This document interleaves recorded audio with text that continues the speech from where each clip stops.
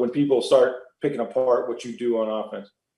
They've been doing it for years, so we've been pretty good for a long time. We score a lot of points, and the way we do things, we scored a lot of points for many years. So that's all that matters. Thanks. All right, we'll go over to Scott Reynolds. Hey, Bruce, just wanted to see if you could update us if there's any updates on Jamel Dean, Ali Marpet's situation, just kind of where you stand from a physical standpoint in a short week heading into the game on Sunday. Yeah, both those guys are still in the protocol. I think Ali's getting closer, but the only other person that missed practice today, Donovan Smith, was his ankle, and AQ Shipley. So we'll see how the week goes. Donovan, he doesn't miss many games, so we'll hope. We've got our fingers crossed he'll make it, and we'll see more on AQ tomorrow. And can you just speak to the speed that the Chiefs have on offense? It's one thing for a team to have one or two fast guys, right, to have a deep threat or whatever. It just seems like when you look at Hardman and obviously Tyreek Hill and just the different weaponry they have, Kelsey's a fast tight end, just how that speed presents challenges for a defense. Yeah, they can stretch the field in a lot of different ways, vertically, horizontally. They're good run after the catch guys. They did a great job of building their roster to the type of players they like. You got to throw Sammy Watkins in there who can fly. Every receiver they have can run, and they're built on speed. And and Pat does a hell of a job of distributing the ball to everybody. Thank you, Bruce. You bet. All right, we're going to go over to Jenna Lane.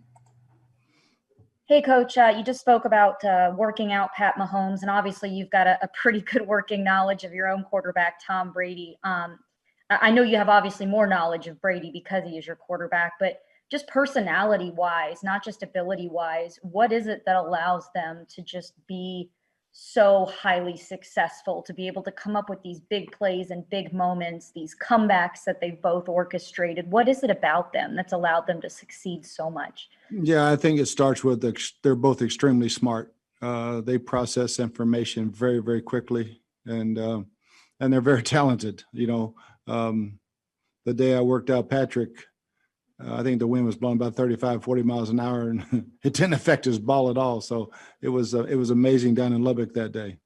And you're also a fan, not just of great quarterback play, but great play callers. What can you say about the combination of Pat Mahomes and being an Andy Reid scheme, and what allows that to work so well? I know they've got great players too, but what allows that to work so well?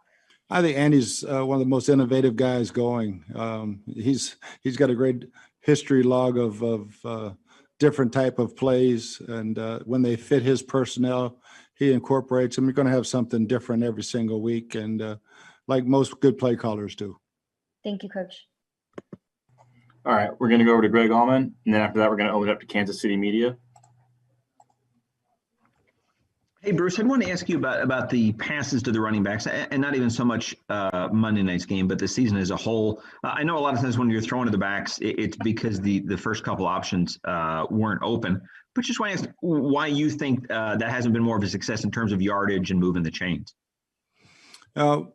Maybe we dropped too many to start with, but other than that, it's guys are open downfield. They're normally a check down. We do run routes designed for the backs. And they've been successful. So, I think back of a couple different ones that Leonard has had, Carolina the first game, and a couple others where he's done a good job with it. Normally, our screen game has been really good. We just busted the protection on the screen the other night and missed the call that we had made on who was blocking the defensive end. So, they've always been a good part of our offense. Obviously, when they have wide receiver skills, it's different. You can use them a whole lot different. Bruce, early, like in the Chargers game and a couple of games early, we saw Keyshawn Vaughn on the field and saw some promise from him. As you guys try and figure out that pass catching aspect of it, is he an option for you in these last 5 games? Just trying to get him active. Right now, we can't have everybody dress as much as I'd love to, and just getting everybody. He's doing a great job. He's working. He's going to be a heck of a player. It's just getting him on the field, getting him on the roster on Sunday, and. Normally we've been dressing 3 backs last week before with Kenyon being really a returner. So Each week, those last 3 or 4 spots are really hard to fill, and he's been getting knocked out of it. And in choosing that third back, you guys have gone with McCoy consistently, even though he really hasn't been playing. Is that just more trusting him more in an injury situation to take on a big role? Yeah, he can do everything. He's a veteran player who's been out there, especially on Monday night, Sunday night. It's not no knock at all on Keyshawn, because I think he's going to be one heck of a football player for us. Okay, thanks, Bruce. You bet. All right, now we're going to get Kansas City media. We'll start with Sam Melander. Hey, Bruce. We've seen teams defend the Chiefs differently than they've defended other opponents, particularly in like kind of blitz percentages, blitz ratios. I'm just curious, how do you balance, sort of the need to do what you do well versus, match up with the Chiefs? And is it different against them than it is a more typical opponent? I think, yeah, it is different, mainly because of the speed and the number of weapons, who you're putting in man-to-man, and or if you're doing a lot of blitz zones. So each week is a totally different animal when it comes to that and how they protect. So you still want to get pressure on the quarterback, try to get in his head a little bit as much as possible, but not put yourself in too much jeopardy either. Thank you. All right, we'll go over to Adam Teicher for Native Kansas City Media. Please raise your hand. Hey, Bruce, curious to get your take on this as someone who coached on a couple different Super Bowl winning teams. Why is it so difficult for teams to repeat? What kind of challenges are the Chiefs facing in that regard right now? I think they have an advantage this year. In years past, that lingers all the way through spring. The Super Bowl hangover lasts a long time. But in this year with no off season and them having everybody back, I think it was over quickly, with the pandemic. So I think unlike other years where, you're getting accolades all the way through training camp and you're getting rings and you're getting this and you're getting that and you're getting invited to everything, sometimes it could become a distraction for that team. Sometimes the injury bug hits you too, but because guys didn't quite work out as hard as they had in the past years. But I think this year is totally different, and they're obviously a power in the AFC right now. Okay. Thanks, Bruce. Mm-hmm. All right, we'll go over to Sarah Walsh. Hey, Bruce, you mentioned a couple times just how smart Mahomes is. And I know you always say that the best way to affect a quarterback is to get after him. With a guy that can sort of get things done on the run the way he's been doing, we've seen it before, and especially this year. How do you do that against a guy that's so smart that if you flush him out, he'll make something happen? Yeah, I think, he's a very unique individual that, you teach young guys never throw it back across the field, but he does it in a ridiculous manner. Sidearm, underhand, and he's very accurate with it. Most guys cannot do that.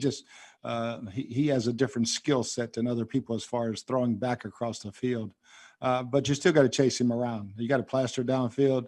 And he also does a great job of running and getting first downs himself. So it's a different, unique challenge when you start chasing him around. All right, we'll go to Kevin O'Donnell. Hey, Bruce, JPP hasn't been known to be a guy to pick off a lot of balls. He only had 2 coming into this season, 2 in the last 2 games. What can you say about how he's been playing in that role? And then he predicted that interception on the screen last week. Yeah, I mean, he's done a great job. I mean, the one against Carolina was outstanding, dropped right into the zone. This one, he read that screen all the way. And, he's playing lights out. I mean, he should be on that Pro Bowl ballot for sure. But, he's getting a lot of pressure. He was one of the best players we had on the field Monday night. So Todd just finding different ways to utilize him? As much as we can. We've had him up the middle. We've had him off the edges. We've dropped him, so everything that he can do that we're trying to do it. Yeah. Thank you. All right, we have time for a few more. We're going to go over to Rick Stroud. Bruce, just getting back to the quarterback position, because you scout these guys. I mean, we start seeing, guys come out that are like Kyler Murray or Baker Mayfield, or even Russell Wilson's been out now for a while. You don't necessarily see the 6'4". You see these guys that can do things on the run. Is that going to be more and more, you think, what the quarterback position will look like, or will there always be those guys that have to stand in the pocket and deliver? Yeah, I think each year's so different, Rick. there looks to be some guys that are athletic that are 6'4", coming out. Yeah. The guys like Andrew Luck and Troy Aikman and some of those guys, that they're starting to. I think the all this 7-on-7 summer league, spring leagues, football year round in the last 8-10 years has really started to produce a lot of wide receivers and quarterbacks and guys that can really sling the ball around and then getting into the right systems that fit their skill sets. Thanks. All right, we're going to go to Scott Reynolds and then close out with Greg Allman. Bruce, 2 quick questions for you. What was your analysis of your scattering report, if you will, on Clyde Edwards-Helaire coming out? And then with regards to penalties, 2 penalties for 7 yards, or I should say on Monday night. You've had 6 weeks now with less than 40 yards of penalties. I know that was a problem early in the season and last year, but can you just speak to the success your guys have had in maintaining the discipline in a week-to-week basis? Yeah, to start with the penalties, I was still pissed off that they had the 2 because they were big ones. They were big first downs inside the 10. We could have held them to field goals there. That changes the game. So those were offensively. We've done a good job of eliminating pre-snap penalties. And so, the guys took it upon themselves. I preached about it. When they start preaching it, it usually works. Clyde, we loved him. We had him rated very, very high on the board and love the way he plays the game. I mean, he is ultimate football player. He's tough tackle, great hands. Reminding me a lot of Drew. Now I'm gonna screw his name up, but Maurice Jones.